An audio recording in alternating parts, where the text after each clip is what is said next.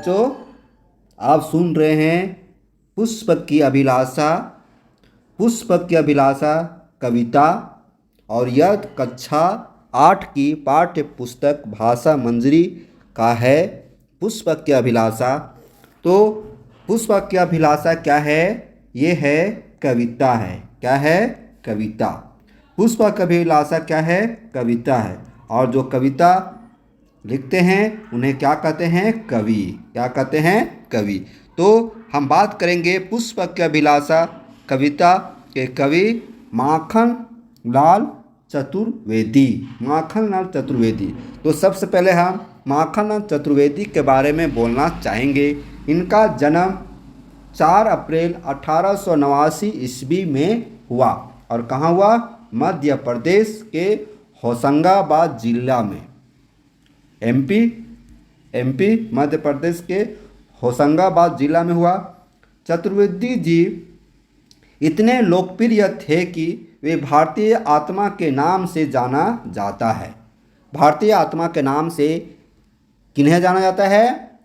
माखनलाल चतुर्वेदी को। एक प्रकार का जीके का प्रश्न है। 1963 ईस्वी में इन्हें पद्म भूषण से सम्मानित किया गया। पद्म भूषण क्या होता है? पद्म भूषण एक प्रकार का प्राइज है, पुरस्कार है, सम्मान करने का पुरस्कार है। पद्म भूषण, पद्म विभूषण, भारत रत्न, ये सब पुरस्कार है। तो इन्हें 1963 ईस्वी में पद्म भूषण से सम्मानित किया गया। साहित्य अकादमी पुरस्कार एवं प्रयाग हिंदी साहित्य सम्मेलन द्वारा इन्हें देव पुरस्कार भी प्रदान किया गया है। पद्म भूषण के साथ साथ क्या प्रदान किया गया है? देव पुरस्कार। देव पुरस्कार। माखनलाल चतुर्वेदी की प्रमुख कृतियाँ की बात किया जाए तो उनके द्वारा जो लिखा गया कृतियाँ है वह है हेम किरीटनी, हेम किरीटनी, हेम तरंगिणी, इम्पोर्टेंट के बारे में बात किया जा रहा है, ठीक है, इत्यादि। हेम किरीटनी पर देव पुरस्कार मिला था। देखो यहाँ पर देव पुरस्कार है ना, तो किस कृति पर मिला था? हेम किरीटनी, इस पर मिला था, ठीक है। अब यहाँ देखिए 30 जनवरी सन 1968 ईस्वी को इनका देहावसान हो जाता है। देहावसान मतलब वो मृत्यु को प्राप्त कर लेते हैं। 30 जनवरी सन 1968 ईस्वी को उनका अंतिम दिन होता है। पाठ के सारांश के बात किया जाए, ये हुआ कवि परिचय। क्या हुआ? कवि परिचय। अब बात किया जाए पाठ का सारांश। पाठ हमें क्या सिखाता है उसके बारे में सारांश है, मतलब संक्षेप बताया गया है। पुष्प की अभिलाषा शीर्षक कविता स्वतंत्रता संग्राम के समय लिखी गई कविता है। यह जो कविता है स्वतंत्रता संग्राम से जुड़ा हुआ कविता है। बहुत ही अच्छा कविता है। इस कविता में माखनलाल चतुर्वेदी ने पुष्प के माध्यम से भारतीयों को मातृभूमि के सेवा, अपने देश की सेवा, रक्षा एवं आज़ादी प्राप्त करने के लिए प्रेरित किया है। इस कविता से देशवासियों को देश के प्रति जागरूक किया है। देश के प्रति, देश की भावना को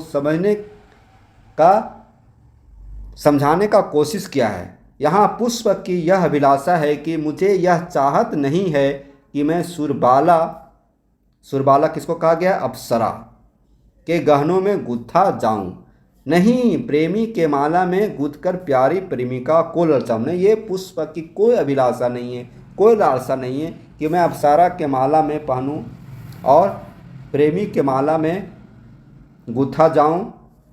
पुष्प नहीं चाहता है कि सम्राटों के शव पर उसे डाला जाए, नहीं देवताओं के मस्तक पर चढ़कर अपने को भाग्यशाली समझूं। ये पुष्प भी नहीं चाहता है कि मैं सम्राट किनको कहा गया है? राजा को, महाराजा को, कि उनको शवों पर, अपने डेथ बॉडी पर डाला जाए, और ना ही ईश्वर के मस्तक पर डाला जाए। ये पुष्प की अभिलाषा है। तो पुष्प की जब इतना अभिलाषा है तो हमारे भी अभिलाषा होना चाहिए कि अपने देश की सेवा के लिए अपने आप को देश के प्रति समर्पित कर दे। पुष्प चाहता है कि माली उसे तोड़कर पुष्प चाहता है कि माली उसे तोड़कर उस रास्ते पर बिखर दे जिस रास्ते पर जन्मभूमि की आज़ादी के लिए भारतीय वीर प्राणों को उत्सर्ग करने जा रहे हो। अर्थात पुष्प शूरवीरों के पैरों तले कुचला जाना पसंद करता है। प्यारे विद्यार्थियों, प्यारे दोस्तों, आप क्लास 8 का हिंदी पढ़ रहे हैं और भाषा मंजरी हिंदी के अंतर्गत प्रथम पाठ पुष्प की अभिलाषा जो कविता है, उस कविता का भाव आपको बताने का कोशिश करूंगा, आपको समझाने का कोशिश करूंगा। कविता का भाव, कविता का भावार्थ। तो कविता है, चाह नहीं मैं सुरबाला के गहनों में गुत्था जाऊं, चाह नहीं प्रेमी माला में विघ्न प्यारी को ललचाऊं। तो इस कविता का अर्थ हो जाएगा कि जो फूल है, पुष्प है, वो पुष्प कह रहा है कि हे प्रभु, हमारी कोई चाह नहीं है, हमारी कोई पसंद नहीं है, हमारी कोई अभिलाषा नहीं है कि क्या नहीं है कि प्रेमी माला में गुथा जाऊं और ना ही प्रेमी को ललचाऊं। वो फूल कहता है कि हे प्रभु, हमारी चाह यह है कि मैं देव कन्याओं के गहनों में गुथा जाना।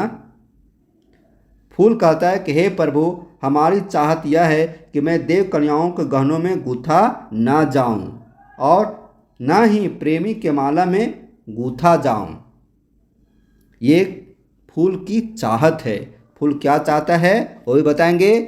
नेक्स्ट है, चाह नहीं सम्राटों के सौ पर हे हरि डाला जाऊं, चाह नहीं देवों के सिर पर चढ़ूं, भाग्य पर इठलाऊं। ये दूसरी पंक्ति है। तो देखेंगे तो फूल मतलब पुष्प की अभिलाषा है कि हे हरि मतलब हे ईश्वर। हरि किसे कहा गया है? ईश्वर को। हे हरि, हमें कोई चाहत नहीं है कि सम्राटों के सौ पर, सम्राट किसको कहा गया है? राजा को, महाराजा को, है ना, कि उनके डेथ बॉडी पर, मृत शरीर पर मुझे डाला जाए। मुझे कोई चाहत नहीं है कि हमें डेथ बॉडी पर डाला जाए, सम्राटों के शवों पर डाला जाए। और ये भी नहीं चाहत है कि देवताओं के सिर पर मुझे डाला जाए, देवताओं को सिर पर पुष्प चढ़ाया जाए। ये भी हमें कोई चाहत नहीं है।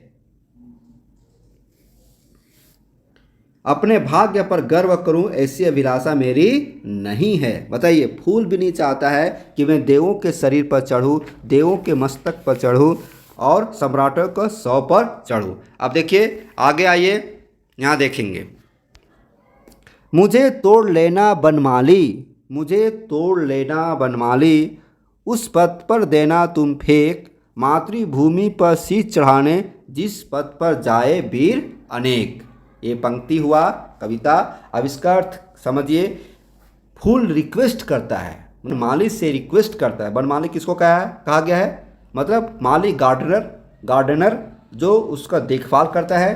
तो कहता है हे बनमाली, रिक्वेस्ट कर रहा है, प्रार्थना करना है, हे बनमाली, मेरी अभिलाषा है कि मुझे तोड़कर उस पथ पर फेंक देना जिस पथ पर मातृभूमि की रक्षा के लिए, मातृभूमि की रक्षार्थ के लिए, मातृभूमि के रक्षार्थ अनेक वीर पुरुष जाते हैं। मतलब कह रहा है फूल कि हे बनमाली, तुम मुझे उस रास्ते में फेंक देना जिस रास्ते से मातृभूमि पर शीश चढ़ाने के लिए अनेक वीर जा रहे हैं।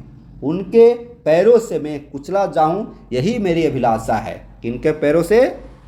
वीरों के पैरों से, जो मातृभूमि को शीश चढ़ाने जा रहे हैं। मतलब मातृभूमि में हमारा देश गुलाम है, अंग्रेज़ों के अधीन है, अंग्रेज़ों से लड़ने जा रहा है और उसके पैर से मैं कुचला जाऊं, मुझे खूब पसंद है।